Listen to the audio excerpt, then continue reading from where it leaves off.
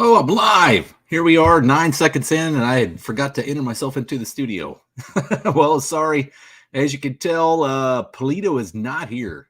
He just messaged me a little while ago, or actually called me and said that he's stuck thrashing on the number one qualifier's car at the at Drag Week. I guess a turbo blew up, and he's rebuilding the turbo on the bench wherever they're at right now, someplace in Iowa. So it's good to see everybody's here. There's actually quite a few people in here. So hopefully I can carry the show myself tonight. I was actually messaging people maybe I could come in here and possibly jump into the live with me tonight for this tech talk.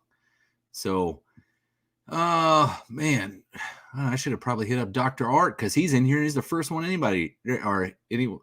the first one here. So anybody anybody home, stay home. Okay. Just us early birds. Let's see. Don English, Dr. Art, Crashes Roadrunner Garage, Hook, Line, and Fishing, Fab Race Mod Repeat. That's Chris Cox. Chris, maybe you want to jump in on this live. Just message me if you do. Yeah, there's a few people in here. Don English, Big Belly Racing, Big Block 402, Terrence Seymour representing New Zealand. Well, that's good. Yeah, I'm glad you made it. Hook, Line, and Fishing, NSB Custom Cars, Made Muscle. Let's see. Hook, Line, and Fishing says he's in LeClaire, Iowa, just 1 mile down from my house. We're going to Cordova in the morning. Man, you should go down there and give him a hand. He's thrashing on this turbo right now. Don English says he would, but he's got Elon Musk on the other line. I can totally, I understand putting me on hold there for old Elon. Yeah, he's got a lot of insight in the not so much the gasoline world of the automobile, but yeah, unfortunately, I'm going to be kind of on my own, and I didn't have enough time to prep anything. So let's see. Well, maybe I do. I can get somebody in here.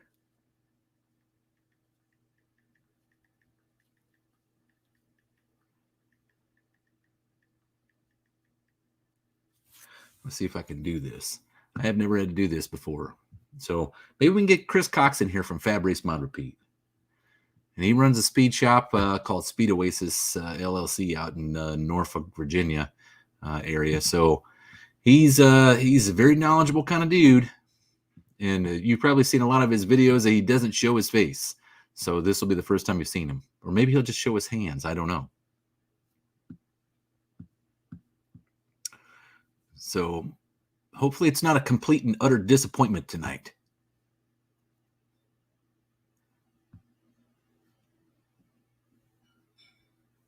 Let's see.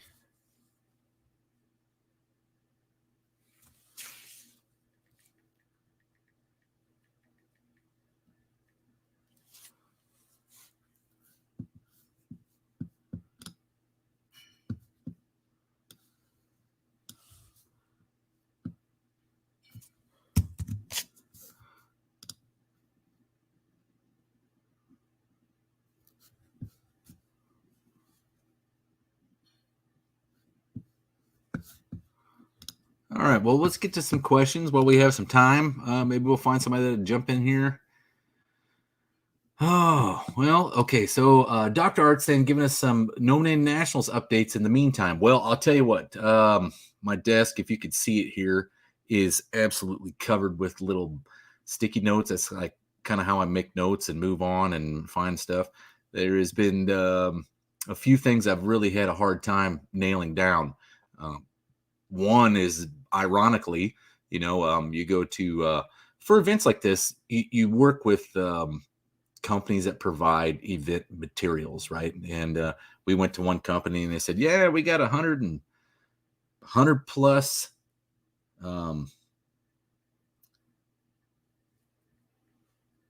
we have 100 plus water barriers for the burnout competition, just pretty much sitting at our warehouse. Oh, okay. Well, awesome. So when we call, we get ready to call them. And unfortunately, yeah, their warehouse is like on the other side of the country, right? And they're like, yeah, we can send them to you. Just you got to pay for the shipping. Well, when it's on the other side of the country, that's not very helpful. And then shipping is horrendous. So I've been chasing up water barriers for the past 2 days.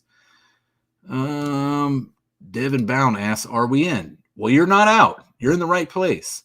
It's just Pulido is not here tonight. He literally, no lies, thrashing on the #1 qualifiers car for drag week right now. He called me and said the turbo blew up, so he's rebuilding his turbo right there on the bench. So, Tom Brown says, "Hello, everyone. I only got a half an hour, and then I got to go to a safety meeting." Well, that's fine. I don't know how well this is going to go. Let's see. So I ended up chasing up some water barriers, and it looks like everything's going to work out as planned and have just as many as we need to keep things on track. But man, I tell you what a job that has been the past 2 days. Hook, Line, and Fish in Dallas. I have a 60s hot rod magazine with all old Buick experimental engines, Buick engines in general. I will give it to Shane tomorrow if you like. Sure, that'd be great. You know the I'm assuming that's the issue that has like the turbocharged nail heads and all that stuff on it. I've never seen it in person. I've always seen it like for sale on eBay or whatever, and I've never read it. I actually have quite a big collection of old Buick magazine. Well, Buick, they're not based. They're just Buick articles from the early 60s, specifically the 215 300 stuff. I really like the small block. I think that's where it's at when you're talking performance wise. I know it's going to hurt a lot of big block guys' feelings, but the big block is literally based off the small block, except for it's not a deep skirted block, right? But that's why I like the small block, is because that sucker can handle 800 horse. The heads cannot produce that, and the motor generally can't produce that. So you're not eating up main bearings and all that funny stuff. So we'll see. But yeah, I'd love to have it. If you want to give it to Shane tomorrow, that'd be great. Colleen Tebow says that Mopars, Mustangs, and minivans is up to 132 subs. That's your son's channel, I'm assuming. So congratulations on 132 subs. You got to remember, you got to have 500 to participate in the No Name Nationals. So I hate to say it, but you guys are coming in awfully late. You're going to have to pull off a serious Hail Mary.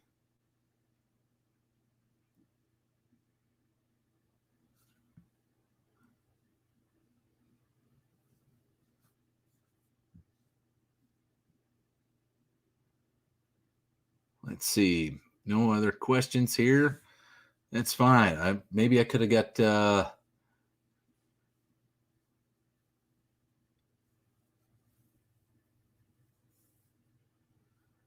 let's see. Is there some kind of regulation that prevents you from using plastic 55-gallon drums as barriers? Not really. What you're looking at is it's going to be essentially what is going to line the burnout pit. And that's just to keep the crowd safe, right? So if somebody gets out of control or some car careens off the edge of the pavement, it doesn't kill anyone, right? So I don't think a 55-gallon drum would cut it, just because it doesn't have enough weight. You need enough weight to offset the inertia of the car.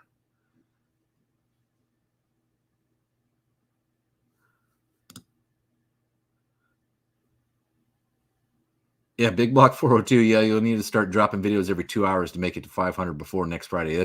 That's for certain. It's gonna be rough. It's gonna be hard to obtain 500 subscribers. But if it was me and I was starting off today and I had 132 subs, I was trying to get to 500, because I know what it took to get my channel to 500. Because the AHRA Drag Racing History channel, which was this channel, and all I did was change the name. That took nothing because Tony, was on the show. So that helped out a lot. When I started doing the Mr. Rotter's Neighborhood, had I known about shorts, I probably would have been dropping shorts at least 5 a day, right? To just kind of get it up and going. I don't know if I have enough content for 5 a day, but that's what it would probably take to get subs that fast.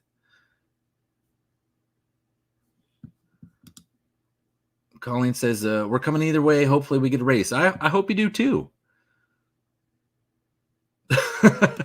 Dr. Art says, go to the racetrack this weekend and film 100,000 shorts, and you might make it. I don't see why you can't. You know, if you film 100,000 shorts, I don't know if you have enough time to even put those up. That's quite a few, but that's the community coming together to tell you how to make it. So that's you're really behind the 8 ball on this one, Colleen. That it should have been something that you jumped into about 3 months ago.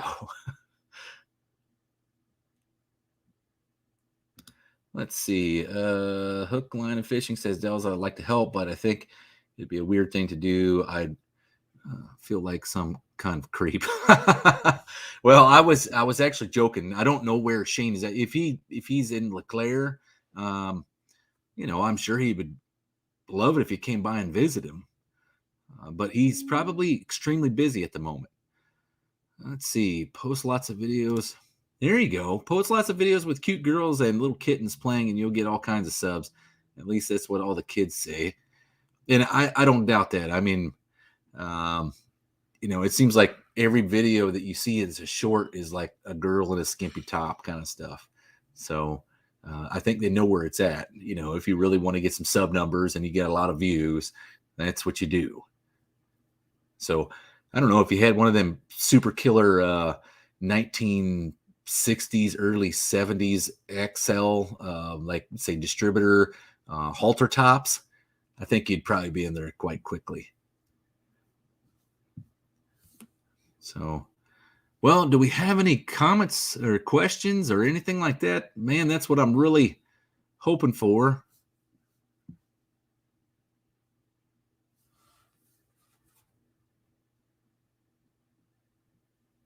Well, I got Fab Race Mod Repeat in here.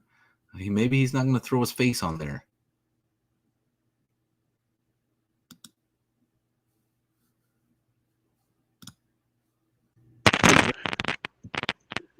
Or look at this.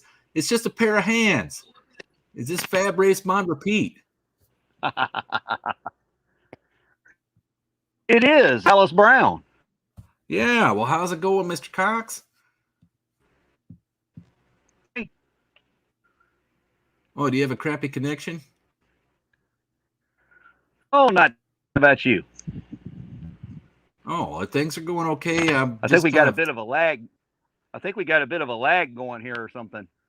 Yeah, it appears that you do. Are you doing this on your phone? Yes, I am, because the computer's trying to load a video. Oh, great. Yeah. So you're using up all your internet on that?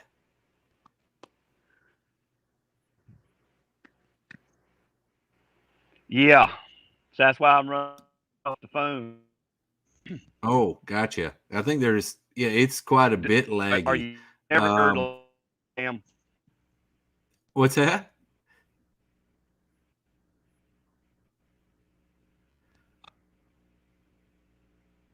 Hey, Chris, I think you got a pretty poor connection, actually. You want to try back later in a few minutes? Maybe you can get a better connection. Yeah, let me try something different. Okay, sounds good, buddy.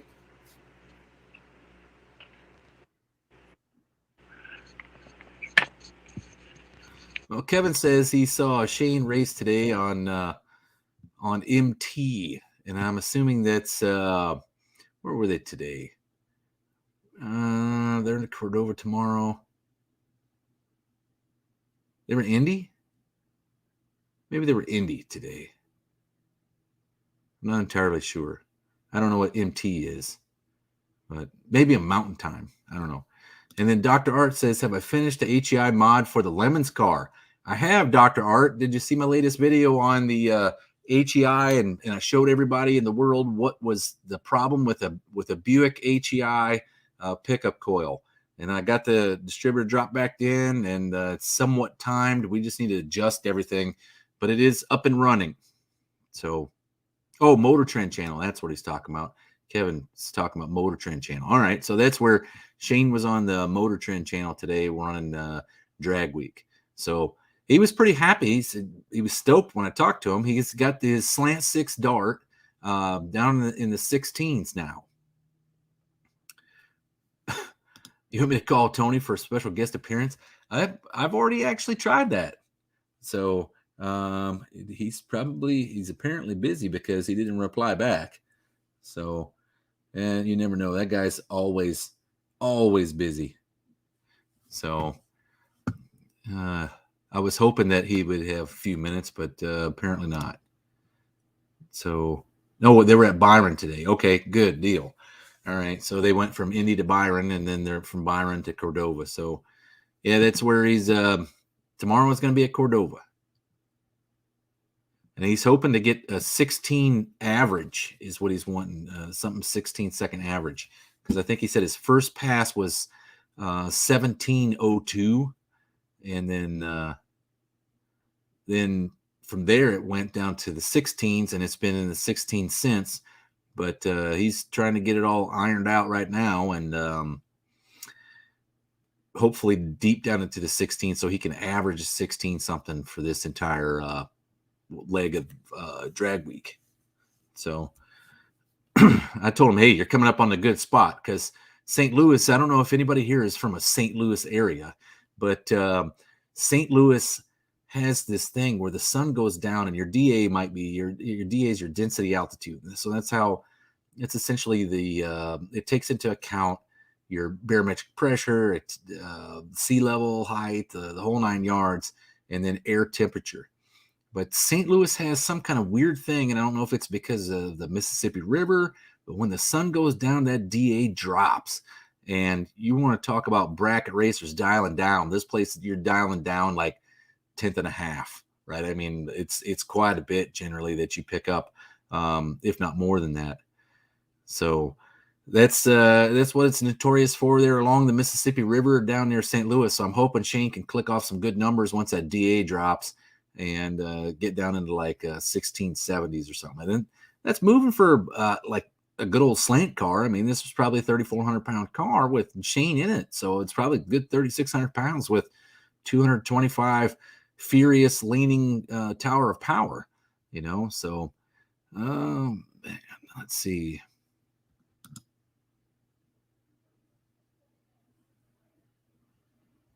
Tom Brown says, sad to hear that Jack the Giant Killer may get sold off. Sad day. Yeah, I talked to the guy that owns it the other day. His name is Jim, and he's had just about everything under the sun hit him all at one time. And so he is retired. So, I mean, you're living on a fixed income, right? And you get 25 grand worth of bills all at once. It kind of hurts. And that's kind of where he's sitting at right now. But he's hoping to get a pass in it here in October. And I'd love to see that thing go at least before he gets rid of it, just because we worked so hard just to get that thing to that point. And if you're not familiar with Jack the Giant Killer, go look at my favorite thing I ever did on, that's what it's called. My favorite thing I ever built on YouTube on the Mr. Rodder's Neighborhood channel. It's a little 308 cubic inch Buick.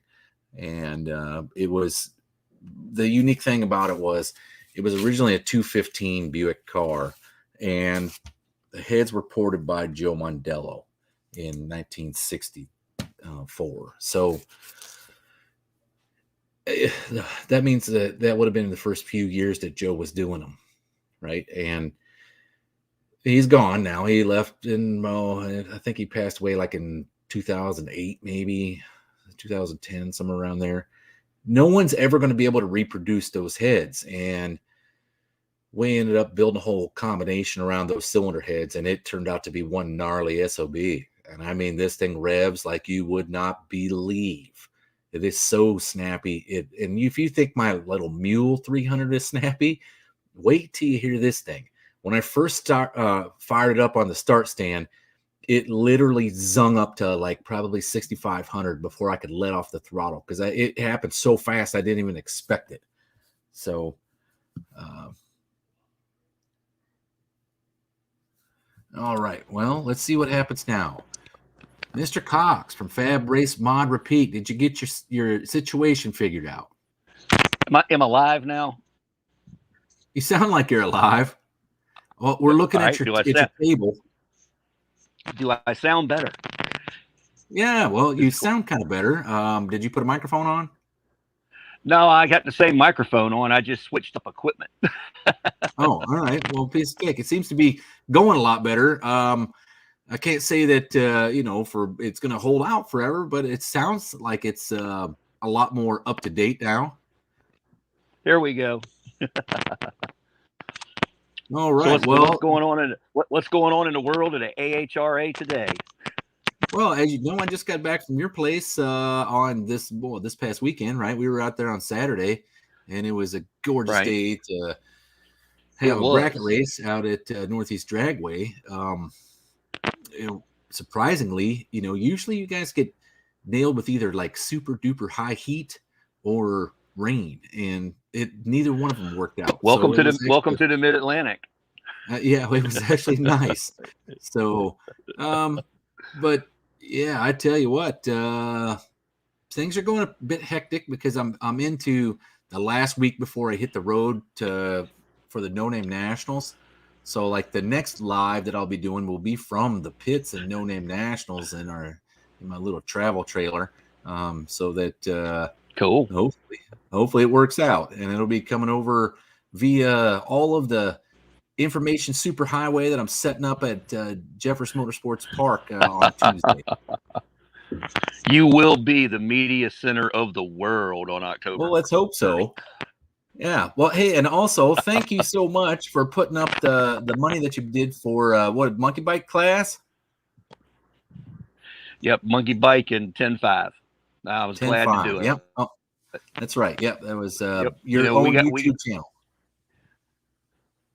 Yep, one from the YouTube channel and one from the speed shop. Yeah.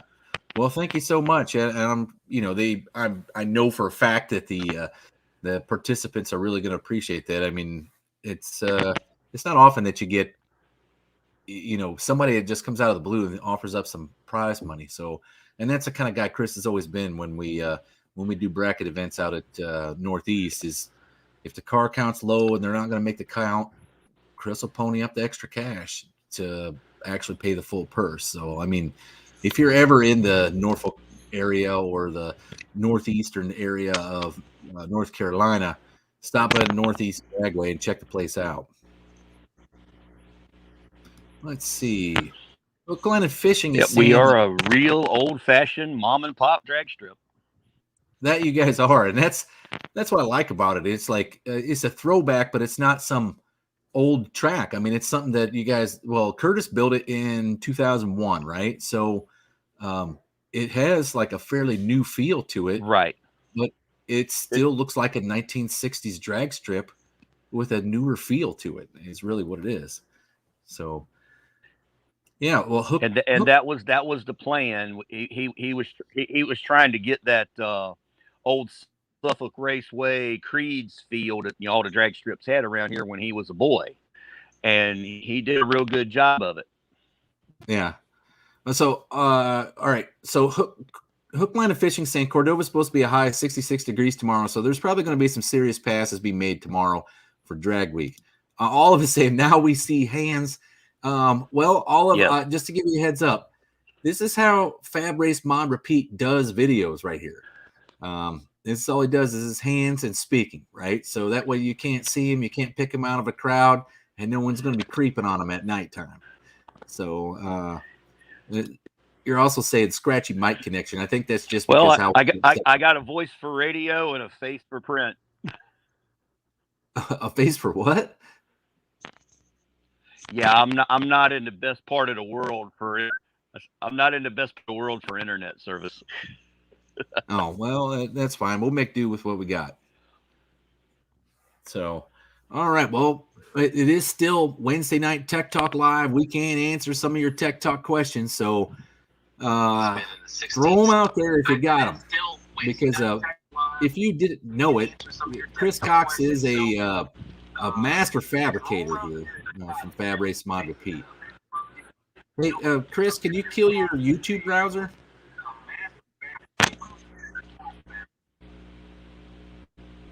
How's that? probably much better because I can hear the delay and I can hear myself talking. But yeah, and I'm sure everyone else Sorry can about that. too. No, that's all right. So yeah, Chris here's a master fabricator. He's actually got a serious degree in well, we'll call it the School of Hard Knocks, right? Building Fords, and not just new stuff, but older stuff as Yep. well. So what do you specialize in, Chris? You really lean towards the FEs? If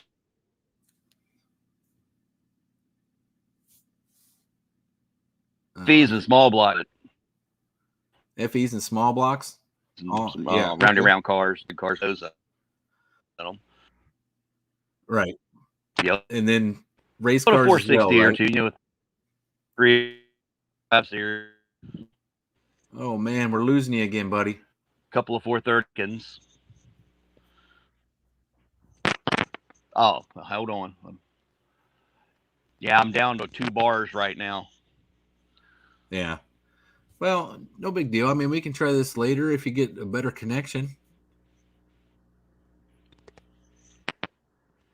Yeah, because this ain't. Oh, I don't think this is going to cut it. So, oh. Working too good. Sorry about.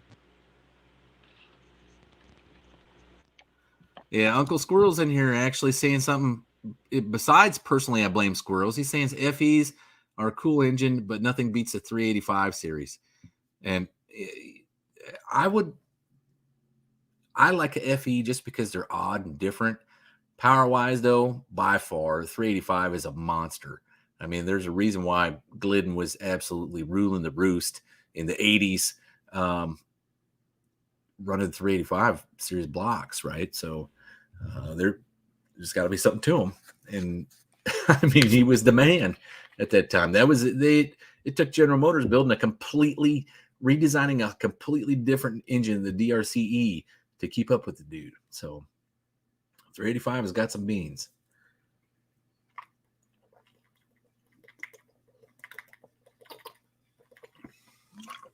Oh man, we might have to kill this one early tonight. So, all right. Well, is there any tech questions out there? Good Lord, guys.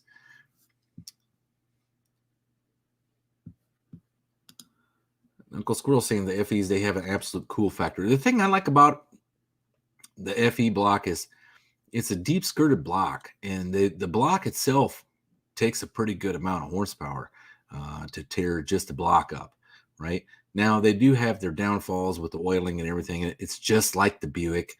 And Chris, matter of fact, says that he swears the same guy that designed the small block Buick is the guy that designed the FE Ford. And there is so many characteristics that are similar. I would have to say he's probably right, just because there's a lot of things that are very similar across the board on them. With the exception of, it literally has the big tall ports on the 350 head, and the FEs weren't known for their big gigantic ports until you started getting to like the tunnel port stuff, and which is few and far between. And they were not tall; they were just big and round, right? So, yeah, I had originally I had a 1966 Mercury Cyclone GT back in 1996. So that was the first time I'd ever had an FE anything. And what I did find out was FE parts aren't FE parts aren't FE parts, right? Like there's literally things that are intricate about each individual engine that you cannot swap stuff around back and forth.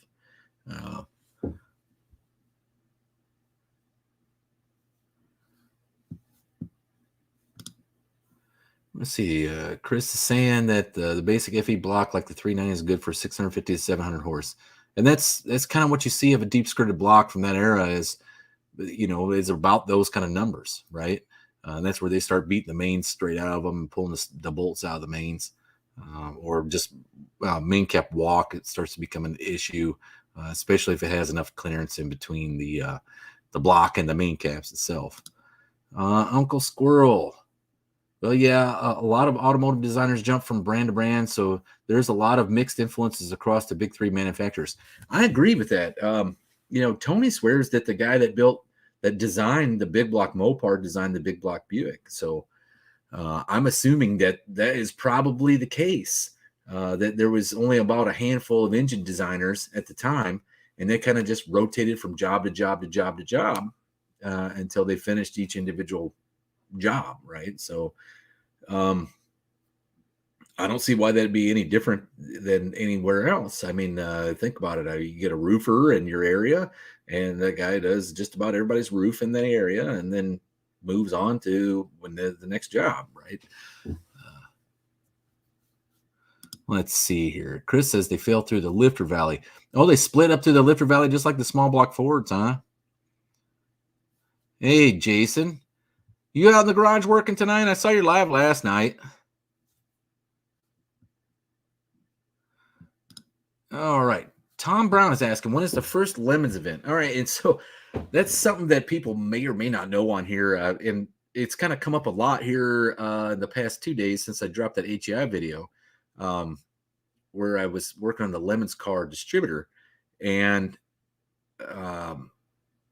people were like, what is that car? And where did that come from? And if you look at way back in the very beginning of Mr. Rodder's Neighborhood channel, I think there is a video or a short thing on the Lemons car. It's something I've actually been working on, and I'll tell you where it all started from. When the lockdown started happening, a lot of my neighbors here, when I first moved in this housing area, there was only 5 houses. Okay. And within 2 years, they built 155 more. And unfortunately, when the lockdown started happening, a lot of these people they were all new to the area. Nobody knew anybody. And a lot of the dads were working from home. And I met a couple of them. And so I ended up, when the lockdown happened, I put a thing out in our local neighborhood area that, hey, anybody want to build a hot rod or something just to kind of break up the monotony, right? So I had some guys roger up, and we decided on building a 24 hours of Lemons car. One of the guys had a body. I had an engine and transmission. 2 of the guys had a bunch of tools and some know-how and some, pretty much just desire to do it. So we jumped in with with all our feet, I guess, and started building this Lemons car. Well, everybody went through their bout with the Chinese bat flu, and next thing you know, this thing's taken almost 2 years to build, but we've literally built it ourselves. We've had guys learn how to weld. We've had guys learn how to build engines. We've had guys learn how to modify and fabricate and make things that they would have never made before. And that's what's really neat about it. And then about a month and a half ago, I guess, Dr. Art from Dr. Hart's Rehab asked if we needed a hand, and we were trying to make the race in September, which is actually this weekend. It's in Bowling Green, Kentucky. Month and a half ago, Dr. Art showed up, all hands on deck. We're thrashing. We're going to get it done. And boom, 3 of them come down with the Chinese bat flu again. And so it became me and Dr. Art working on this car, not knowing if we're going to finish in time, not knowing if we're going to have enough budget to finish it, not knowing anything. So we just kind of continued on. And then when everyone got better, we got back together, and then we decided it's better to just shoot for a different date. And originally we had planned, to be at Road Atlanta last year in December, and I got the bat flu. And so we didn't go. And the car just sat. We didn't really do anything with it almost all winter, and kind of just lost motivation on it after that. And so about April, we pulled it out of the weeds and we started thrashing on it again. So now we're back to Atlanta December dates. And that's what the car was originally intended for. That's why it's a Buick 350. And I'll explain it to you. It's a Buick 350 with a turbo 400 transmission in a 95 Mercedes E320. And the reason why we used that chassis is, 1, it was free. 2, it literally is like as light as a Fox body Mustang. Okay, so it's probably it gutted. The car is completely gutted right now. Weighs 2,600 pounds. Right, so you throw the driver in there, you're probably looking at 28 with them in there. But it is independent front and rear suspension, and it has disc brakes all the way around. It's actually a really good platform. The problem was that thing was a rear steer car with a factory front sump, and I could not get that oil pan, the Buick oil pan, to fit in there. No way, no how. Okay, so I cut one all the way up, and we made it a front sump oil pan, and then we made it humongous, and it holds like 8 quarts of oil. And then the car that it has 264 rear end gears. So the idea is it's going to go. If you've ever had a Buick 350 anything, most of the time they were in heavy cars, right? So big LeSabres, Electras, stuff like that. They weren't known for their boulevard prowess, okay? But what they are known for is you can get in there and literally flat top end one of those suckers, and it'll run 120, 130 miles an hour on one of those big boats. Well, now cut 2,000 pounds off of it, and what do you think it'll do? This car's got 264 rear end gears at 5,200 RPM, which is the red line for the cam I'm using, which is a 69 GS350 cam. The car will actually top out about 143 miles an hour. Okay. The idea was I didn't care if we went there and won. I didn't care if we went there and ran 3 laps, as long as we set the fastest lap mile an hour around that track. Hands down, I was fulfilled. Okay. And that was kind of the idea. So this thing is super light. It is literally like a go-kart. Dr. Art from Dr. Art's Rehab, or from Dr. Art's Hot Rod Rehab, he got to drive it last week around, and the tranny's sticking. It won't go into high gear. It's something in the valve body, so I'm probably going to pull the valve body out and get it going. But well, so Tony replied he can't do it. He's actually working on a video right now.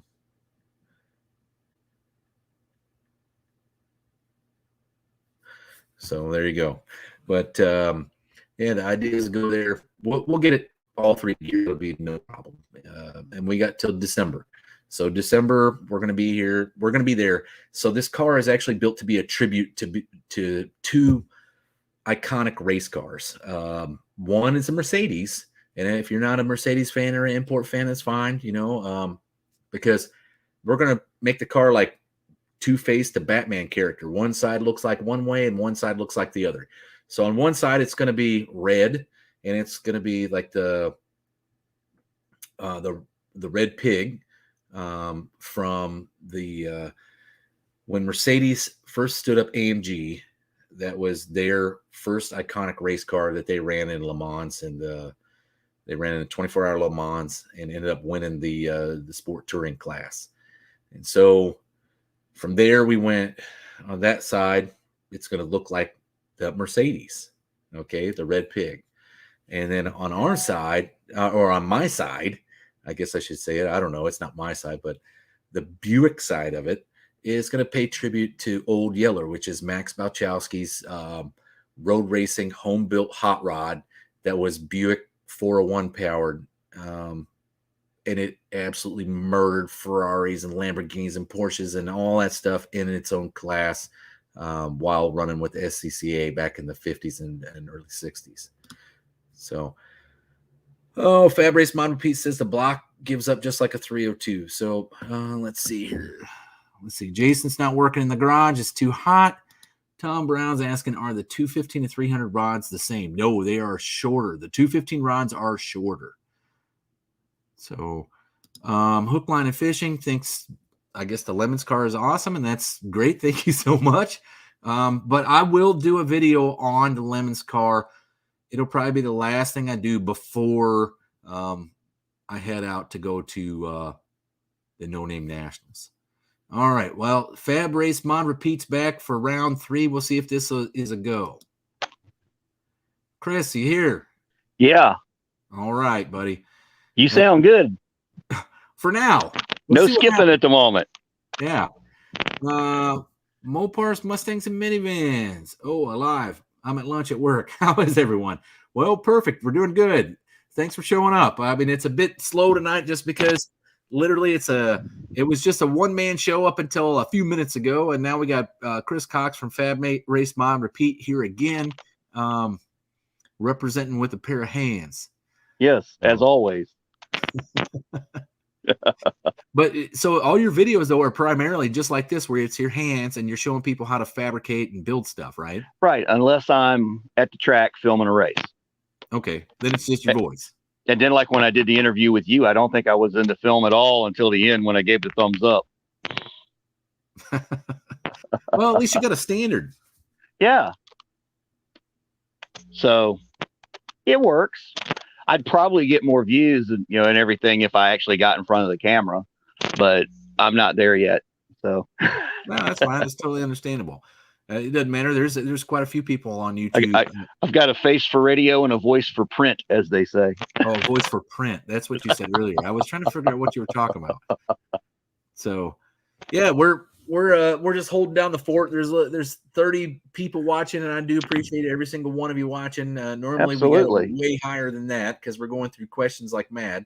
But with Pulido on the road for drag week, he ended up. He said he was going to be here, and just to kick him in the junk while he's not here. But he said he was going to be here, but unfortunately, one of the racers from drag week needed some help, and he had the skills, so he jumped in there with both feet and both hands, I guess, and gave that racer a hand. And that's what the community is all about, anyway. So. Exactly. He done what every racer would do.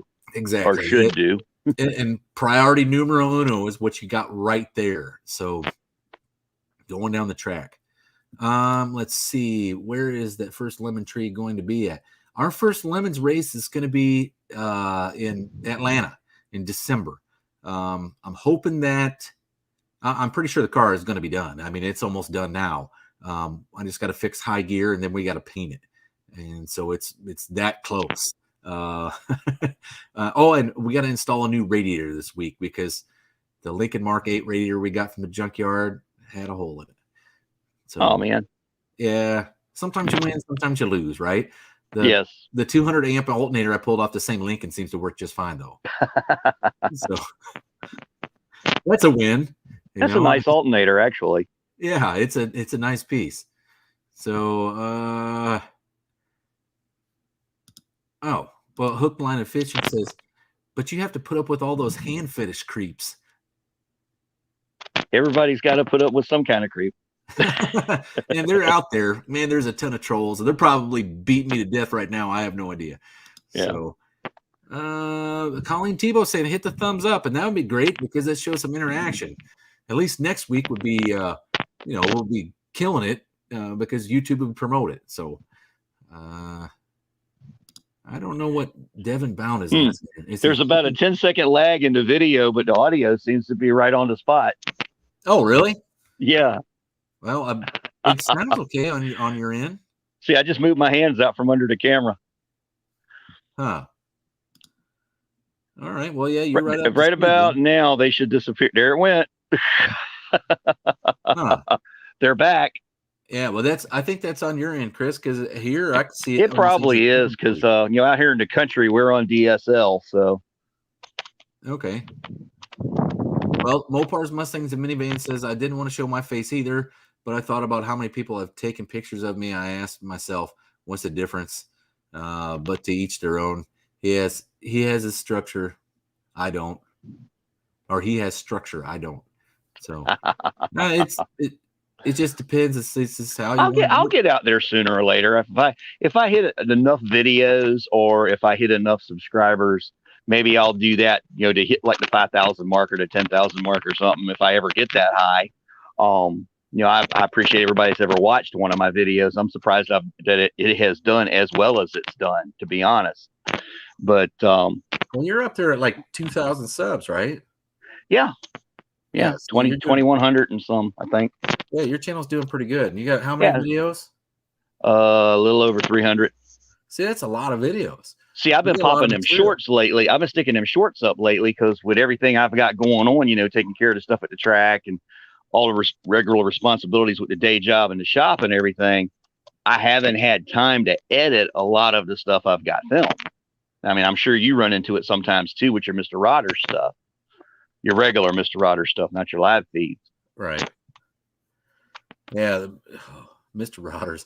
I started that as just like, I wonder if I can actually do this, and that because Tony was encouraging me to do it. Like, hey man, you should do YouTube, just do a channel or just have fun with it. And I'm like, okay, cool. So I just started doing that, and I was doing some interesting stuff at that time with my Superstock 350, and I just kept having fun with doing the videos, and I totally sucked at it, and nothing's changed. I mean, maybe my editing's got a little bit better. I've got a couple more gadgets and widgets now to make things a little bit smoother, but it's still just primarily me doing it. My wife has filmed a couple of them for me, like the 6-speed Turbo 400 when I did the video on the switch pitch and how they work. I think that's the only one she's filmed for me. She might have filmed another one, but let's see here. Okay, Big Block 402 said getting used to hearing your own voice is something that comes with time. Yeah, that's why. I'm like, I sound like that? Man, it totally sounds different in my head. The first few times you edit a video, you're sitting there going, oh, wow, I'm listening to me. Yeah, my biggest problem is that I know what they are. Mine is I say about 1 million times. And then every time like I'm done with something, I'm like, all right. And then I say all right before everything I say almost. And I try to cut as many of them out as I can. It's because you're thinking about what you're doing to make sure you don't make a mistake and tell people the wrong information. Right, maybe so. That's exactly what it is. That's my own, I guess, I don't know. My self-image is not good about that. So I crack down on it pretty hard, and I try to take all the all rights out and the ums and the okays, and but I spend very little time editing compared to some people. I should spend a lot more time if I want to have perfect level stuff, but that's not what I'm shooting for. I'm shooting for a guy working in the garage, just having fun. I like to put out the information I find that nobody else has. And when I started screwing with the Buicks, there was very few people had information. So I started thinking, well, man, I should really put this information out so that the world knows, right? I mean, I could be dead and gone in next year, and might as well let the world know what it is, what I found, especially like the small block stuff. So Mopar's Mustangs and Minivan says you should do a 10,000 subscriber face reveal. Something like that, yeah. Yeah, if you get 10,000 subs, Chris will put his face on there. He guaranteed. And then Mopar's Mustangs and Minivan says that you should do a foot reveal. Or he says he'll do a foot reveal for 10,000 subs.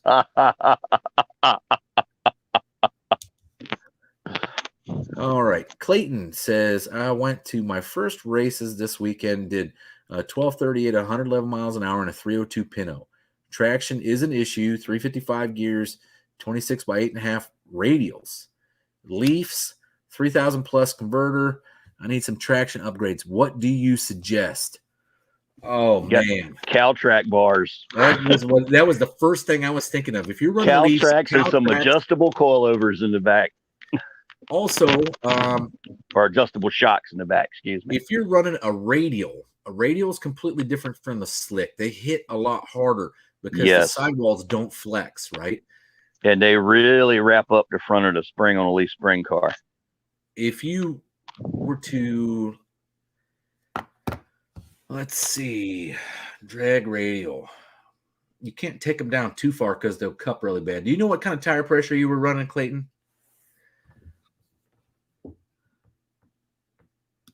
See, Dr. Art's here. He's creeping on you. He says, Clayton, that sounds great. It's actually a really good number, to tell you the truth. 1238 at 111 in a 302 Pinto. If that thing's anywhere streetable, that's pretty healthy.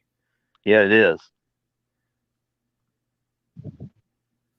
Yeah, Big Block 402 said the same thing. Caltrax is the answer. Yeah, and for leaf spring cars, it used to be kind of a joke that you could get a leaf spring car to hook. They tried ladder bars and all kinds of stuff, but when them Caltrax came out, It was a game changer. There's guys that race at Northeast Dragway that took a Fox body Mustang and put leaves under it. Yes, they did. And I believe that setup was under a Pinto originally. Yeah, well, I believe that may be why they did it. So who knows? But, I'm gonna have to do an interview with him and do a walk around of that car if he'll let us do it, because it's actually a neat little piece. Clayton said he was running 15 to 17 pounds in those drag radials. That's about right. Yeah, that's you can't go below that, and they'll start to cup really bad. Yeah, they will. Man, I was trying to think of a way. If you were up at like 25 or 30 pounds, if you dropped it down, it's going to help that sidewall flex a little bit. And if he's got it hooking that good on a drag radial on a leaf spring with no cow track, he's definitely on the right track. Oh yeah, well, but the cow tracks will squeeze a little more out of it. Well, what was your 60-foot times, Clayton? Oh, he says it's full interior and streetable. I'm building a 331 now. Yeah, you're gonna just buy the cow tracks. Buy the cow tracks, yes, buddy. You're gonna need them. Yeah, once that torque comes in from that 331, and by far that is my favorite small block Ford. I'm going to tell you that right now. The 331 Cleaver. No, the 302 331 is got to be my favorite small block Ford combo. It is the right bore, right stroke. It is primo. I do like them. They sing like a 302 and they run hard like a 347. Yep, it's the 302 version of a D-stroked Windsor. Yeah, that really is what it is. That's what. Well, the Windsor gives you a little more room to play with the rod length, but rod length is something that you don't have a lot of in a Windsor combination, just because the block is so short, the 8.2 deck height. But the 331 actually was the number when they were running pro stock small block Fords. They were running Cleveland headed Clevelands that were 331 cubic inch. But they also were playing with cleavers at the time. Yep. Let's see. Aaron saying I just joined. What does the hand belong to? That hand belongs to Fab Race Mod Repeat YouTube channel operator Chris Cox. Normally we would have a full body in there, like a head and stuff from Shane Pulido, but he is on drag week and he got wrangled into working on the number one qualifiers turbo. So he called me like right before the show and it was like, and I scrambled. I messaged everybody I knew and called people and everybody was already busy. And when I popped in here, I saw Fab Race Mod Repeat and I'm like, hey man, jump in with me. So here I am. Yep. Tony's Hot Rod Garage. In all my 10-digit glory. And that's his thing. He only does the hands. He doesn't do the face, right? So he's sticking to his MO, which is his regular modus operandi. If I'm in front of the camera, I've got my race jacket and my helmet on. And like I said, I'll probably use that later on in the YouTube game if I'm getting close to the next big milestone of subscribers. Hey, everybody subscribes, I'll get out here. So yeah, his actual name is Chris Cox, but we know him as Fab Race Mod Repeat or Speed Shop Operator from Speed Oasis LLC in Norfolk, Virginia. So yep. Tony's Hot Rod Garage says cleavers are badass, and I would have to agree with that. And that's what Chris is working on right now, aren't you, Chris? Yeah. Yep, I got that. I got to finish FE build number 1 for anybody that's on here that may have watched the channel. And that's just a matter of getting time organized to get back down there. We're ready to start it. He had one rocker arm that cracked and we had to replace it. And then summertime and heat and him having stuff to do and me working all the time, we hadn't gotten back to it yet. In the meantime, I'm getting ready to start. I did an intro video on my CHI heads, and that's kind of where that stopped. And I've got a lot of series started that I've got to finish. And it's just a matter of getting time organized, because right now I've just got to focus on other stuff right now. That's why I started doing the shorts and the posts. Well, and that's what's funny is a lot of people aren't looking at the big picture here for stuff. Look, I mean, well, let's face it, the past 3 years, people are doing whatever they can to keep their pants on, right? So, I mean, that's kind of what's going on is where, things that were the way they were the norm we're just starting to get back to it now. And you know, a lot of those things that people did to pick up the pieces or to continue on as was are starting to end or come to a close or whatever. So that's I just picked up a magazine. I usually pick it up every month. It's a Middle Tennessee hot rod magazine that the guy puts out. It's called Grease Monkey Magazine, right? And at the beginning of it, he always has an editorial column, and it says, hey, we're not dead. I know a lot of you guys were saying that, but we're not dead. And I thought, you know, this poor guy's having to go through the same thing everybody else is. I haven't done a newsletter in like 2 years or something because I just don't have time for them. And really, I mean, the only reason I started doing YouTube is because I could kind of source the material and throw it out there really fast and kind of have the same thing. But that's what that was all about. But and here sooner or later, you're going to be back full time in the speed shop, Chris. Hopefully. There, I'll set a nitrous solenoid out there so y'all got something to look at besides my hands. Well, that's the very top of a nitrous solenoid. That's like the last thing I probably have looked at. Can you see the side of that thing? I know the video is running a little behind. No, I can see it. It's not behind on my end. Yeah, I hadn't picked it up yet. What about it? Or I had already picked it up, I should say. See how it's kind of bulged out on the side? Oh, this was on one of Dylan's cars, actually, Dylan Phelps's cars. And he hit the switch, and no nitrous came out, and it put this bulge in the side of the solenoid. And I never have taken it apart. I might do that one day on a video, pop it open and see what actually happened to it. But I think the nitrous pressure went back up inside of it when it didn't open, is what happened. You know, I've had a solenoid stick before because you get the bottle pressure too high. Yeah. But never anything like that. That's the only one I've ever seen. Oh, well, so let's get back to a couple of questions here. Lindstrom is saying, what about those 351 modifieds? I was never a fan. It is a Cleveland head on a different block. But, actually, it's a modified head on a tall deck Cleveland is what it boiled down to. Oh, really? But the head's terrible. It's basically got a 90-degree angle in it. If you look in the intake port, it actually bends. But you can put Cleveland heads on it and use spacers and put Cleveland intakes on it. And Kazi did one, God, probably 10, 12 years ago now for Engine Masters. And in true Kazi fashion, you know, it was something else. Right. Was that the 400? I can't remember if he used a 400 or a 351. I thought it was a 400 block. Because the block is the block is the block. The only difference is one's got a 3.5-inch stroke, one's got a 4-inch stroke. Oh, really? They're both the same block. Yeah, because that was the motor that was actually intended to replace the 390 or the FE series, and it didn't work out. Huh. Well, it was, you know what really killed that whole Cleveland program, in my personal opinion, was the onset of unleaded fuel. Those things liked octane. They really were designed for octane. And when they came out with unleaded fuel in like year number 2 of that engine, and Ford had just spent $1 bazillion developing it, and they were going to have to eat it, I can see why, you know, they kind of just did what they did, threw it together, brought the compression down, it ran like a pig, they detonated really bad. Those 400s were bad because the pistons, to get the compression ratio that what they wanted, they put the piston like 140 thousandths down the hole. Yep. And when you're that far down in the hole, and then you have an open chamber head, there's no place for the heat to go, right? And they are just detonation prone, especially with that big stroke. So, hook, line, and fishing's out. So see you later. Let's see. Andy from Union Motorsports Garage says cleavers for the win.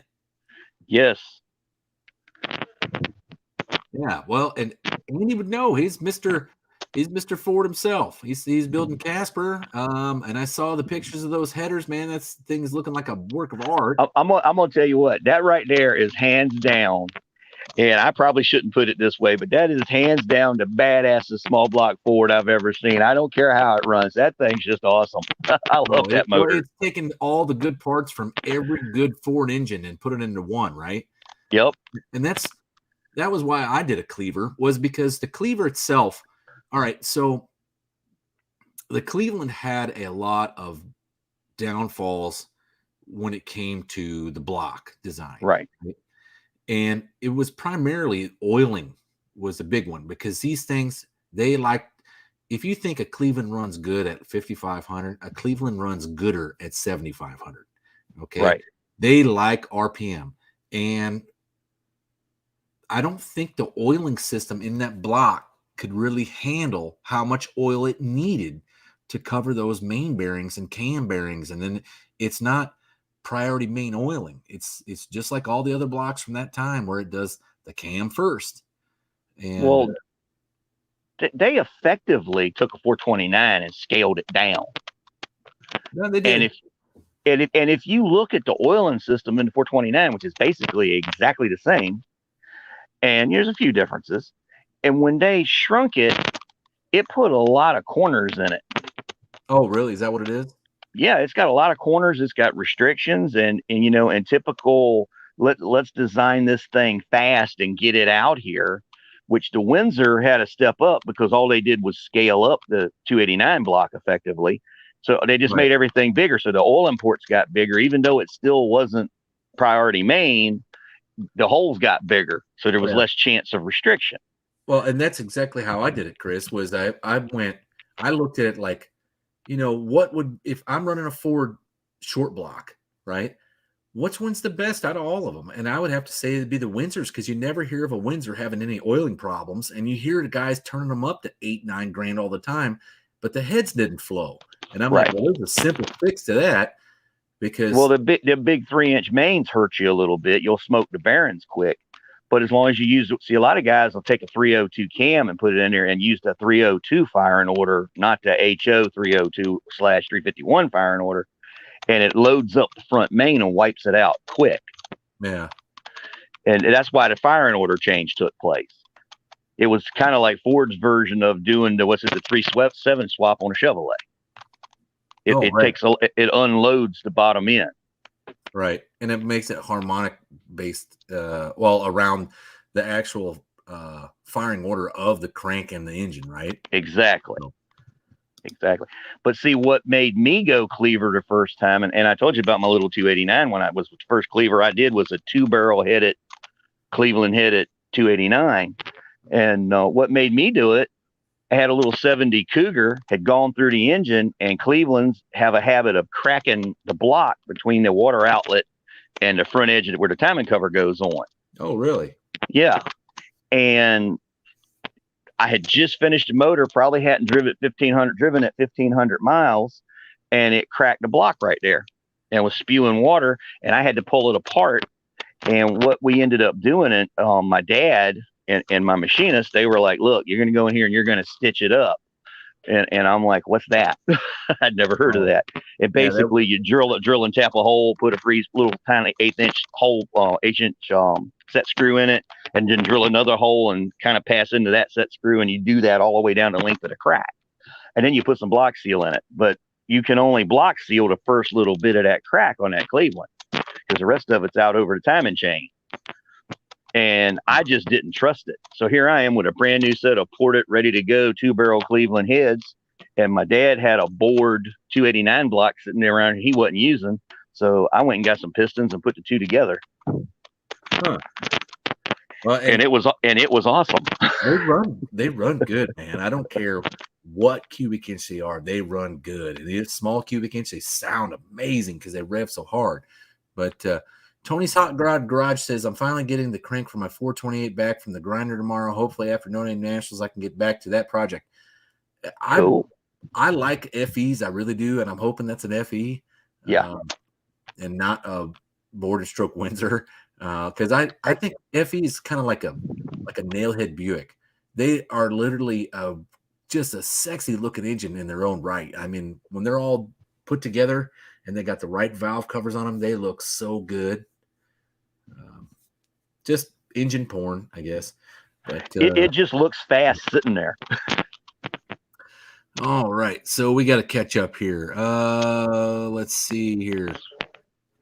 Tony's Hot Rod Garage says it's hard to beat an FE in my opinion. Let's see. Dr. Art says 400 modifieds are great for pickups. Just mill the heads.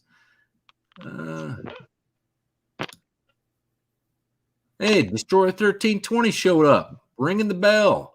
Hey, Dallas. Hey, chat fam. Hey, Eric. Man, I was working on getting your water barriers today for the burnout competition. Things went sideways, and then I got them back on track. So Andy from Unity Motorsports Garage says that is why I hate the 5.4 mod motor. The piston is over 100,000 in the hole. I did not know that about the mod motor. Yeah, they're down in there. Huh. You got to either got to get pistons made or get a slightly longer rod. Well, what's weird about that is you can't deck that block a whole bunch because your chain won't work then. Exactly. Yeah. That's why I said you either got to get a piston made or a longer rod. That's tough. All right, Colleen Tebow, Destroyers, some posting in the Mopar group wondering what Dodge's response would be to the Mustang. I directed them to you. Okay, Big Block 4-2. Hey, Andy, hope all is coming together for you. I have 3 more nights of work, then off 12 days. Got to get some last-minute issues finished on Candy Cane. Well, and everything is coming together. If you haven't noticed, all the projects for No Name Nationals are starting to come to life. There's burnouts being thrown up there. There's fire-offs, first fire-up, cam break-ins. All that's happening on YouTube now for all these participants, a No Name National. And if you have a few minutes, check them all out. Just hit hit YouTube and type in hashtag No Name Nationals, and there's about 6,000 videos to go through. So, pile through them and give them a thumbs up and a like and a sub, and you'll have a good time. There's a lot of stuff on there that's very, I don't know. There's some things that are campy and intended to be that way, and then there's some things that are absolutely great material. So, Doug Narden is here. He says, "Have no fear. The Dougster is here." Well, our fear is gone now. That's 100% sure. Let's see. Okay, Big Block 402 says, I've done a pre-burnout today in my Mustang. Just getting some practice for next Friday. Let's see. Doug Narden says, last Wednesday I drove 6 hours for a wind dual quad high ram for 383 Mopar. Huge fist pump. That is a pretty cool intake to have. Yeah, it is. Dual quad high ram. So that would be their tunnel ram for it'd be the B block Mopars. And I imagine those are kind of few and far between. Tony used one on Slaghammer, and that would be probably the first one I'd ever seen. But yeah. Man, I think it's great what y'all have done with the No Name Nationals. I mean, speaking to somebody that supports the local sportsman racing, just as well as you do with the sanctioning and all, I was just, blown away by the idea when you came up with it, and the response to it has been everything I hoped it would be for you. I mean, I can't say enough. You and Andy and John and all of them have done a really good job on it. Well, thank you so much. Yeah. Well, we've been. There were some bumps in the road, but it's been a good time so far, and I'm hoping it's going to be a great time next Friday, right? So we actually get to meet everybody, kind of all the tumblers fall into place, and we just get to have an event that nobody else has had before and just have a damn good time doing it. So. Exactly. And supporting the sport while you do it. Exactly. And that's what it's all about. That's one thing that's completely interesting. If you look at it from a racer's perspective, any race you go to, bracket race, heads up race, index race, if it's a drag race, 99% of those people have raced before. But if you come to No Name Nationals, the number is like 15% of those people have ever been on a drag strip.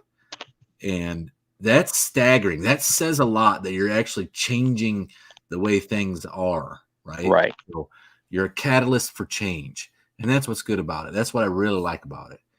It's completely different.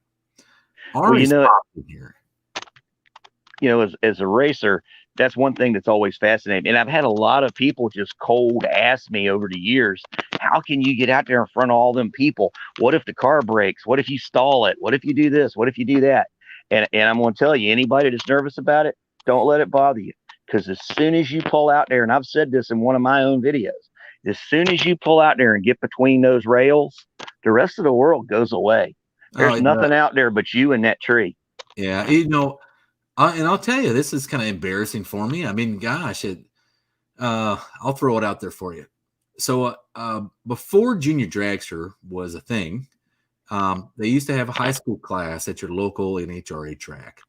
And I was in high school, so I had a learner's permit. I was 15 years old. And my mom and dad let me race their daily driver car in the high school class. And the very first time I went out there, I staged the back tires, right? I was so embarrassed, but I literally had no idea that I had rolled through with the front tires, and it was just a dumb mistake on my part. But yeah, it's live and learn, but it wasn't all that embarrassing. It was like, everybody's like, yeah, I could see that happening. So, well, like the first time I ever went down the track, my dad had a 427-66 Fairlane, not a real one. It was a 390 car that they'd swapped a side oiler into. And we were at Suffolk Raceway, and he puts me out there on the track. Now I'm like 14 or 15, and I was a big kid for my age, so nobody really noticed it. And I'd driven this thing around the yard and my granddaddy's farm and all probably 100 times. I got out there, rev it up. I let the clutch up and boom, stalled it. I immediately shoved the clutch in, fired it back up, and just went on down the track. Didn't think nothing of it. All I was thinking was, Pop's going to kill me. I drove all the way back, and he was waiting for me when I got to the pit. And he goes, did you notice that you stalled it? And of course, I'm looking at him like, how could I not notice? He said, did you notice that nobody else noticed that you stalled it except you and me? And that's always stuck in my head when I go out for the first time with a new car or whatever. If something happens, it just happens. I'm out there for the first time with it, and it's not a perfect world, and you really don't notice it. It's actually a good time. I knew the first time I went down that track, I was hooked for life. Yep. Big Block 402 says, just noticed my new transmission pan gasket is not sealing good. It came with that blue rubber gasket. Going to swap to a cork gasket this weekend. It's ironic that you say that, because my Suburban is right now leaking like the Exxon Valdez out of the pan after I put one of them blue gaskets on there from Moroso, and I'm never going to do that again. And I'm going to put and the funny thing is, that's a recent problem. Is it really? Yes. Man, because that's another one of those recent parts issues that's popped up that's plaguing us right now, because those things usually don't leak. Yeah, I've never had one leak before, but it's funny that he brought this up, and it's like, mine is doing the same thing, and I've been under there. I've torqued them. I'm like, man, something's not right. I've torqued this. I got a cast aluminum pan on here. This thing should not leak. Right. And I'm taking it off. I'm putting a freaking cork one on it. So, and take the cork before you put it under there and paint it with some primer, and it'll seal it. Do what? Take the cork and spray paint it with some primer or some engine paint before you put it on, and it'll seal the cork. Really? So it won't wick through eventually. Huh. All right. Well, I'll try it out. I mean, what do I got to lose? It's already leaking like mad anyway. So exactly. Let's see. Already popped in here and just got done inspecting the 55 Beller. I posted some shorts of. Well, good deal. Aaron Hinkley says, I slacked off on putting stuff together, so I'll show up in a daily. You do that. No big deal. Oh, the axles came in today for the 9.3 Pontiac build. I can finish that up too now. Yeah, well, we're going to have to do a 9-inch here soon, buddy. I got to bring in a 9-inch for a certain 63 Buick Special. I'd have to unleash the mad fab skills. Greg Narden says, going to run 650 Edelbrock. Have my eye on velocity stacks with Canyon filters. That's on that high ram. So cool. It should be pretty healthy motor then. Yeah. And look, mid-80s perfect. Yeah. Well, what is it going into, Doug? Colleen says, tech question. I know some spec requirements are that the wheel studs have to stick out past the lug nut. True for all cars, or is it just for the faster classes? Okay, so I'll cover that somewhat. And Chris, you know something about it? Yeah. If it's a street class car, the battery's not moved, stock wheels. You you're just going to drive your Toyota or your little Focus out there and race it on Friday night. It's not a big deal. But when you actually get into your race car classes or your fast street car classes, they do that so that they know you got full engagement of the lug stud. Right. And it only needs to be 1 or 2 threads past the lug. But if you got acorn nuts on it, which cover it, technically it shouldn't go through tech like that. Because we don't know if you've got little short 1.5 inch long factory studs, going through an 1.5 inch thick weld wheel with 2 threads holding the wheel on each lug. See, that's the reason that's the for problem that. I've run into in the past is when you get the wheels like a weld, where they're like a 2-piece forging with a center, it's got like a center casting piece, right? Right, with a honeycomb in it. Right, and it's to keep it from compressing, right? Right. And you better have a 3.5 inch stud. I've run into tracks before where you can literally see the lug nut on the end, but because they don't come out after you, like, say you put the wheel on with the it's got like a 1.5 inch of wheel and then like a 2-inch long lug nut. Let's just say that, right? So you'd need technically like 3.5 inch wheel studs just to get it out to the end. Okay. And that's kind of how my T-Bird was set up. And every time I went to the track, the guy would say, you need to put in longer lug studs. Look, buddy, they're 1/2 inch. They're all the way to the end of the thing. I mean, I don't know if anybody makes any but longer ones. Well, you know how the actual weld lugs have that sleeve that goes down inside the rim? Yep. That's why. So you get more engagement of the thread. But then here's the other rule. And shame on me because I don't know this out of the AHRA book right off the top of my head. I haven't looked at it lately. But at about myself, if I'm building a car for a client, at about 550, 600 horsepower, that's when I go to the 5/8 wheel studs if they're going to race it all the time. Yeah, 5/8 studs. Yep. And then that's a whole nother level of wheel because then a lot of times you got to buy your wheel and had a holes drilled out for a larger lug to go. And then that don't even really use a lug. It uses a lug, but it uses a spacer and a flat bottom nut to actually clamp it down like a head bolt. Right. Aren't those also generally screw-in studs? They're not press ends anymore. Right. So if I change the studs, I put screw ends in. Do you? I do. Even when I do the 5 lug swaps on the Fox bodies and use the factory Lincoln rotors, I drill them and tap them and put screw in studs in. To answer your question, Colleen, yes, it's supposed to stick out past the lug. And generally what you're looking at, like Chris was saying, you're looking for 1 or 2 threads. But the rule of thumb for when you have a full engagement is if the thickness of the stud is sticking out past the bolt, it's 100% engaged, and that bolt has a maximum strength capability that it can have. Exactly. So, but yes, let's see here. Okay, everybody's kind of just greeting each other. Let me catch up here. Big Block 402 says, I plan on staging deep. Back wheel deep would work just fine. Oh, Lord. That's called giving them the back tire. Yeah, except it's on the wrong side of the tree. See, I was shortening up that 1/8 mile track. That's what I was doing. You're getting that extra 10 feet. Mostly old parts and rust. I said, Colleen, if the car is stock lug nuts and studs are fine. That's generally the case. Yep. Exactly. Let's see. Ari says, I wore a white shirt today. Not a smart move. Grease monkey is an understatement. I'm sorry. That's a rite of passage. Well, you must wear a white shirt at least once and work on the filthiest vehicle you have while wearing it.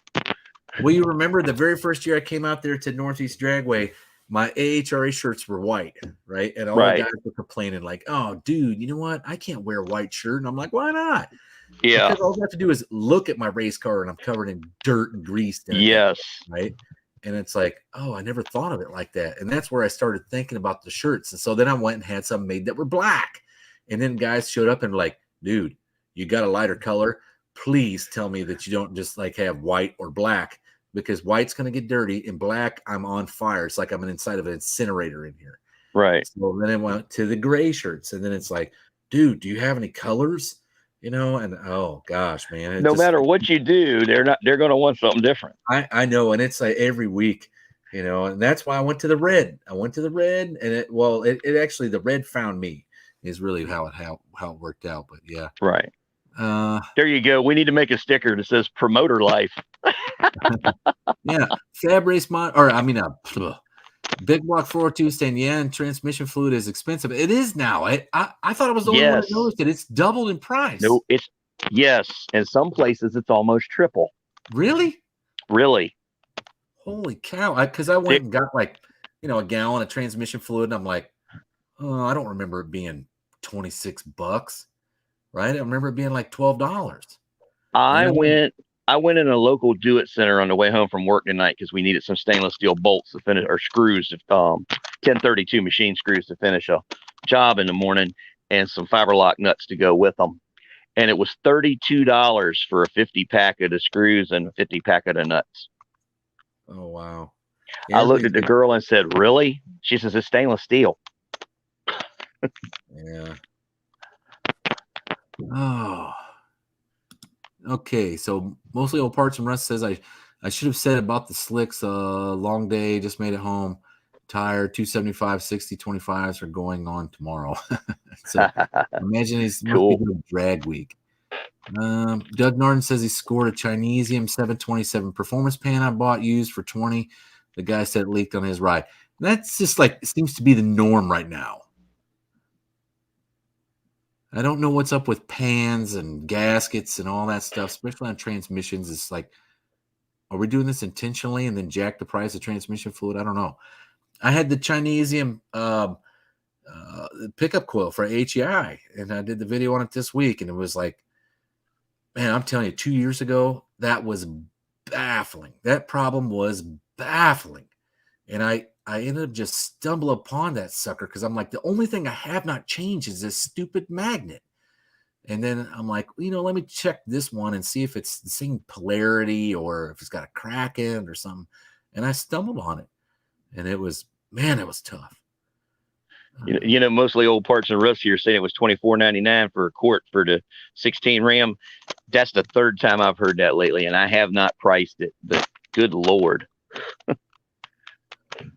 Let's see. Doug Narden says he has spline drive lugs on his daily driver 07 Ram. I like them. I don't even know what that is. A lug nut with splines, like a regular lug stud. Oh, okay. Gotcha. So it's got splines in it. Then so you have to use like a key or something to get them off?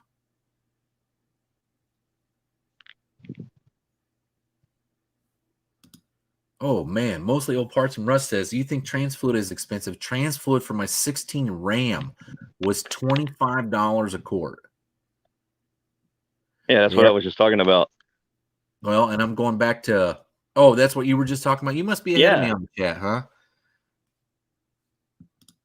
Let's see. Colin Tebow says, speaking of shirts, do we have no-name national shirts? White for everyone to sign. I do not know if we have no-name national shirts yet. I know that they're in the process of being made, but I do not know if we have any yet. They will be available. I think John Wilburn's mom is going to be selling them at the AHRA booth, I believe, is what he had told me. So it's something that's in the works. I don't know what color they are. I haven't seen any of them. I don't know what the print even looks like. But you can get all the AHRA merch that you ever wanted, including the first and only inaugural No Name Nationals participant decal at the AHRA booth. And they are going to be free if you get a membership. If not, they're going to be $5 a whack. So yeah, you need to save me a triple chubby t-shirt. You want a triple chubby? For your next trip down. Okay, well, I'll see what I can do. Let's see. Yeah, Tony's Hot Rod Garage is saying I just paid $58 for a Corsa synthetic house brand ATF, and that was wholesale. Well, just like I got to change the oil. I got to change the oil in Sharon's Equinox, and it's got the Dexos in it. Nobody around town here seems to have the 020 on the shelf right now. Oh, really? Really? The thing I got like one more Chevy dealer to try tomorrow, see if they got it. Well, the one place that I've noticed, the one thing that I've noticed that has gone ridiculous, Rotelity oils. They're gone. It's like they're vanished. Everybody buys it as soon as it hits. I have not found any of the 540 T6 synthetic in probably a year. The Walmart down there near the track has it sporadically. And if they get the 1540 diesel oil in, the guys buy it by the boogie full. Huh. And unlike most things at Walmart, not to be beating on them by any means, they haven't put you can only buy 1 case or 2 gallons or whatever, like they have everything else in the store. Which is good, but some people roll up there and they just buy it all. And also, Aaron Hinckley saying, is there going to be a swap meet at No Name Nationals? There is not technically a swap meet at No Name Nationals, but that's not stopping you from bringing some stuff and hawking it, because I'm sure there's going to be enough people there looking for stuff that you can probably do pretty good. Every race at every drag strip in America is technically a swap meet. Yeah, just put the stuff right outside your trailer door, and it'll sell, right? We got a guy that used to come to Northeast. I can't remember his name. He pulled up, he parked, he pulled a race car out, put his tent up, set his wife and his kids up, and then he lined the bed rails of his truck with intake manifolds and carburetors. Oh, sweet. Pay for his week. And he did it for like a year and a half until they were all gone. Huh. All right. So we're just kind of catching up now. Let's see. Mostly Old Parts from Us says freaking Transpan that has the filter built in was $238 with my employee discount. Wow.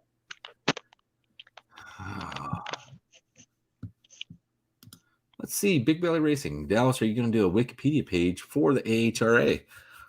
I'm going to go on a limb and say no.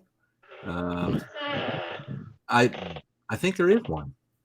I believe there is one, to tell you the truth. I thought I had. I saw one at some point. Yeah, I updated the Wikipedia page for the AHRA that was on there. But the thing that I'm like, I am literally like a one-legged man in the proverbial ass-kicking contest, right? Or the one-armed wallpaper hanger. I'm the guy that does everything, right? I mean, like, I do everything for the association, and I don't see it getting any better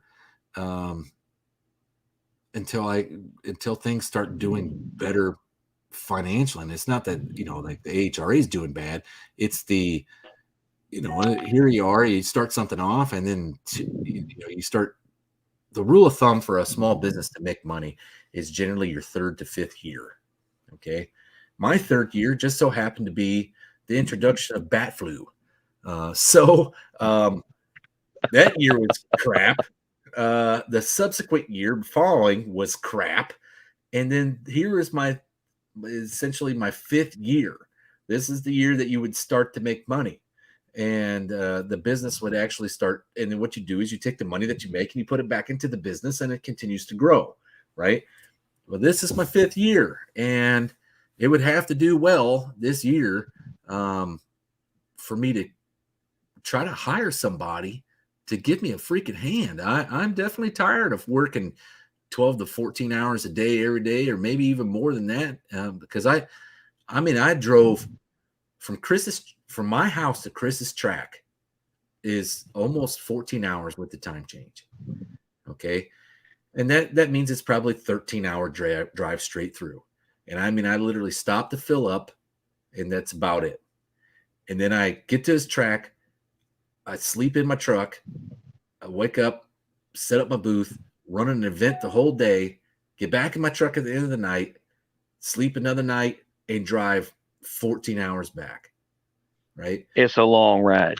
And it's long days and long weekends, and then you try to get the time in where you can to like take a little time for yourself. And then I got to try to make a video or whatever I'm doing, Hey Dallas. Stuff. And hey Dallas, if promoting was easy, everybody'd do it. Yeah, it is definitely the hardest deal going. So I'd love to pick up another person. I really would. And, I'd love to be where like the WDRA is at right now, as long as I'm not getting my butt suit off for doing what they're doing, because what they're doing is literally just like crooked as all get out, in my opinion. But, picking up 30 tracks in just a few weeks, hey, that'd be great. The tracks that I generally do pick up is the ones that they see the writing is on the wall, right? They understand that the big sanctioning bodies are not in it for them. And this is true. That's when they realize that, hey, maybe there's nothing wrong with going back to small time, as long as small time supports me more than these other guys. But the exact statement was, you mean the AHRA is still there? Yeah. Somebody call that guy. And we're very, very glad that we did call that guy. Let's see. Mostly Old Parts and Russ is saying, guys, who's on with Dallas tonight? Was curious. That's Chris Cox from Fab Race Mod Repeat. He only does hand videos. He's a hand model. And just like Joey on Friends, he does a hand modeling gig. So, the gnarly hands of an old fabricator. Yeah. What's the page under? I can't find it. Try American Hot Rod Association and typed out, right? Because it should be on Wikipedia. I updated it when I first took over the association, just so everybody knew where it was at, and I haven't done anything with it since. Let me take a look real quick. Mopar Man 1978 is saying brand pen oil is good stuff, as well as Kendall oils. Kendall, I believe, is gone, and I think they are. I think they actually got bought by Brad Penn or somebody. Man, I can't remember what happened to them. They did get bought by somebody bought them, and I can't remember who it was. It might have been Brad Penn that bought them. But and there's another one like Brad Penn. I can't remember the name of them. And I used some of their braking oil, and that's the only time I ever had an engine knocking afterwards. Royal Purple? No, it was another thing like Brad Penn, but I can't remember what it was. They showed up, and they actually kept the Kendall. That was a thing. It has to be Brad Penn, because Kendall motor oil used to be like a green color. Okay. And Brad Penn is green. I'm almost certain it is Brad Penn bought Kendall oils.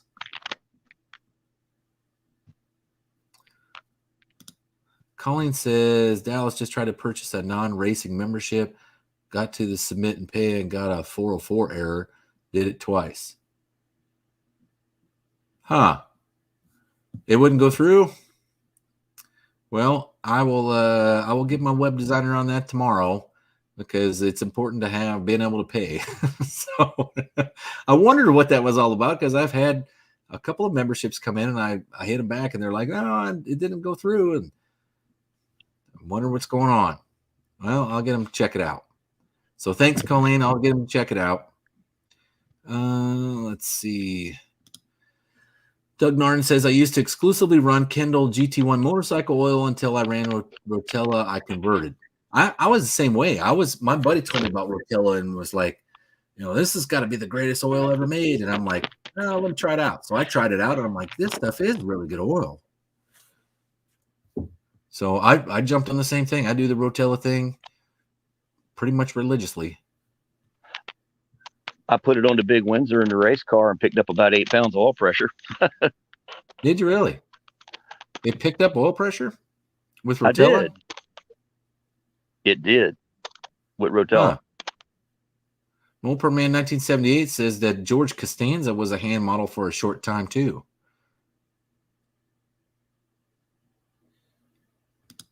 Huh, that's funny. Big Belly Racing. Yeah, I don't know. It used to actually have a Wikipedia page up there. I'll have to probably put something back. Yeah, I couldn't find it either. That's funny, because it actually had one.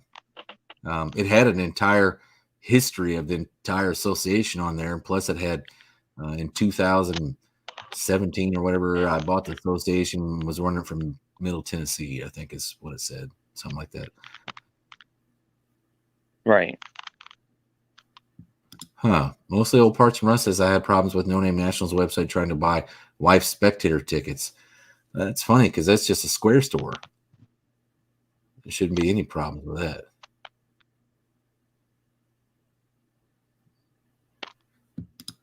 All right. The candle handle and label meant 2 for 2,000 miles between services, industry first at the time.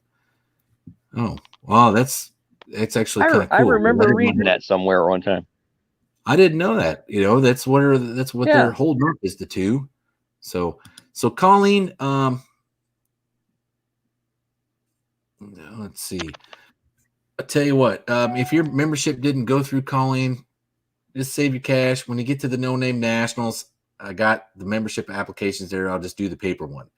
For those of you that want a membership app or wanting memberships, just come to the track. It's actually we can cut PayPal and all them guys out of it. It actually works out better. So, and plus you also get the commemorative decal from the No Name Nationals that way with your membership. So that's if you want to join. It's no one's saying you got to join. There's no mandatory requirement that you got to join the HRA, right? But I'll have all of our merch there. So if you guys want a red shirt, or you want a black shirt, or you want a white shirt, or I'm out of grays, and I doubt I'll get any anytime soon because I got to go through a bunch of red, black, and whites. So, but I'll be there. So now that I know that I need to go on Wikipedia and put a whole bunch of history back on there, I think I might call it quits early tonight and go hit up Wikipedia. Oh, God, something's bothering my nose.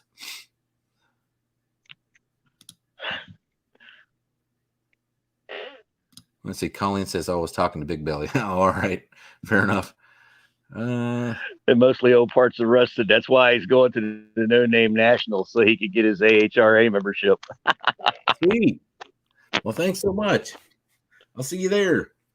But yeah, we can get you fixed up with whatever membership you want to get, and we got the commemorative participant decals.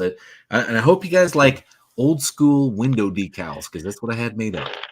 And I think they're pretty bitching because nobody does them anymore, and I don't know why. Because every car has windows, and maybe it's because they're tinted. I don't know. Cool. Yeah. All right. Well, Chris, are you ready to head out? We'll call it an early night. See, when you get done with the No Name Nationals, that'll give you more time to start working on your what the head swap Buick motor. Oh, I gotta get it to that what if. Can you hear me? Yeah, I can. I got to get to that what if Buick motor because it's driving me nuts. Hey, Dallas, I really can you hear me? Yeah, I can hear you just fine. Have you muted yourself? Huh. I think the sound lag is caught up to the video lag. Oh, all right. Well, I guess it's time to sign off, but we'll go ahead and I'll answer a couple of these questions really quick. Dallas, you know how many spots left in the 28-10-5 class? I talked to John this morning about that. I think there's 4. So if you want one, you better jump in quick. No, I'm sorry. I think there's 2. So if you want one, you better jump in there quick and let John know because, man, they're going fast. And the whole deal is that Chris from Fab Race Mod Repeat has put $100 up. Plus, you guys are going to get $100 per every participant. So that's $1,600 plus the $100 Chris threw up there. That's $1,700 for the winner take all deal. And better jump in there quick because it's going fast. And I'm sure if we waited till No Name Nationals Day, you're going to have 22 people wanting to jump in that thing. But yeah, Doug Arden says decals add horsepower. They do. And that's why I wanted some window decals so it would look something like old school cool, right? Let's see. Doug Narden is saying, good night, all. Have a good week. See you Wednesday night. Dougster's out. Oh, all right. We're out of here too. NSB Custom Cars. Do you know when Tech is going to open? Well, Tech should open at 8 o'clock on Friday. So on the 30th, 8 o'clock, when the gates open, Tech should be ready to go. But I'll have to talk to my tech guy, but I'm pretty certain he's going to be able to make that. He's a pretty prompt dude, and he's on his game. So the thing that's going to be hard getting through Tech is the monkey bikes, since no one's ever teched them and we've never had to deal with it before. So it'll be a little slow and painful with those guys, but I think there's only 6 or 7 of them so far. Colleen says they're up to 159 subs during the live for Mopar's Mustang. Okay, awesome. Well, congratulations. And Mopar Man's out, and Mostly Old Parts and Rust is out, MSB Custom Cars is out, and let's see, Big Billy Racing. Good luck to everyone going to No Name Nationals. Hey, thanks for the heads up, Big Billy. I'm going to go over there and fix that Wikipedia page. So thanks to, I guess, my mods, John Wilburn and Blake from Bad Tree. And thanks for my co-host, Hans, which is Chris Cox from Fab Race Mod Repeat. So don't forget to go over there and give him a sub. And he's out. He's out. So I will see you cats on the flip side next Wednesday. Coming to you live from Jeffers Motorsports Park as we set up for the No Name Nationals. So I'll see you next week. I'm out.